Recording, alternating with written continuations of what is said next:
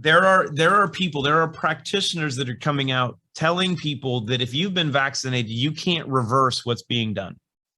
And that is not true, right? We've already done it. We actually already have all the published clinical peer-reviewed data, multiple case studies of reversing all of this stuff.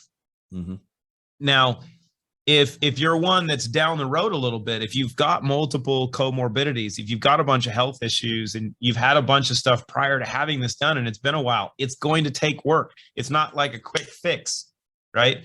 What we saw initially in our clinical case studies that were done in Hungary with athletes, with 30 and 40-year-old athletes, is in 30 days, they were fine. Everything was cleared out. Their pro-BNP levels were normalized. Their C-reactive protein levels were normal. Ideal, actually. Their liver inflammation issues were gone. Their symptomology was gone. They were back to exercise. They were back to productivity. They don't have any issues. So if you're one that's an athlete, you can do it in 30 days. Awesome.